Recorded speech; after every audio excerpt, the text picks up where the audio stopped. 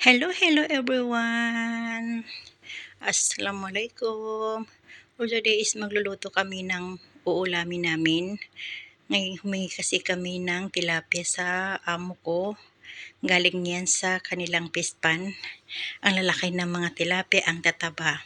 Ngayon is ating ipiprito kasi ako rin yung taong hindi kumakain ng mga isdang may sabaw. Kailangan ng prito talaga. So ayan, pinrito ko na siya. Itsura pa lang ulam na eh.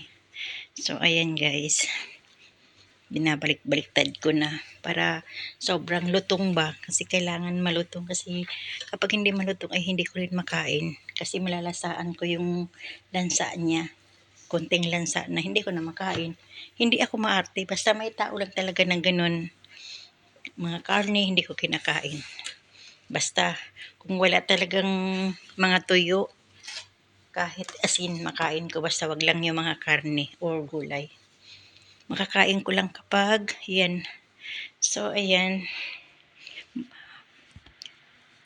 sinabay ko na rin na maglagay ng uling para hindi masyado mabaho, maamoy yung isda, kasi alam niyo naman ng ayaw na mga kamil makaamoy ng mga lutong isda, kasi akala mo hindi nila kinakain, pero pag naluto na kulang pa sa kanila. So ayan, isda. Naglagay naman ako uli ng uling. Naglagay ko ng pabango para hindi nila maamoy yung amoy ng ating isda. Para yung maamoy nila, yung amoy lang nila. O, charot. So, ayan. Ang bango-bango niyan kasi binibili nila yung mga perfume. So, ayan. Yan na lang yung kulang ko para, mayroon pa pala. Sorry. So, ayan. Kailangan natin lutuin habang hindi pa sila pumupunta dito sa kusina, kasi kapag pumunta sila lahat dito nakabungis-ngis na sila.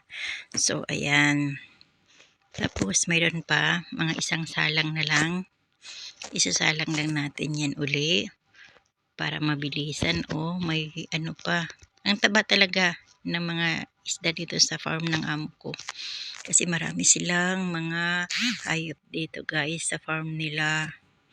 So ayan, yan na lang ang huli. Dalian na natin habang hindi pa sila dito pumupunta. Guys, hindi ako inabutan ng 5 taon na is natapos ko na rin yung aming isda. Pagkatapos nan ay gumawa rin ako ng salad namin. Yan, pinaghalo-halo, kamatis, lemon, luya at saka cucumber. So ayan, para lami, o di ba? Ayan, takam na ako sa mga oras na yan guys. Pero kailangan kong tapusin muna yung mga sauce namin. So ayan guys, lutong na lutong yan. Pero hihiwain muna natin ang ating sausawan guys. So ayan, dalian mo na, wag ka na mag-video dyan, self. Gutom na ako, takam na ako. So ayan na guys, natapos ko na rin yung aming sausawan. Ayan, ready to eat na mga kababayan ko. Ayan. So ayan, nakalagay na lahat sa lamesa. Ang kulang na lang is kutsara, plato, tubig.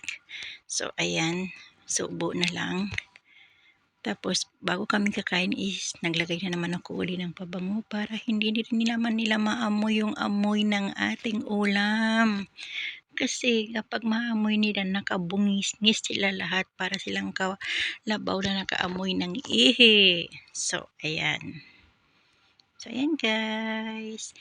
Diyan natin ipapatong para pag silip nila galing sila sa loob ay yan na ang maamoy nila. So, tara na guys, kakain na po tayo. So, hanggang dito muna lang ang ating video kasi kakain muna kami. Bye bye guys!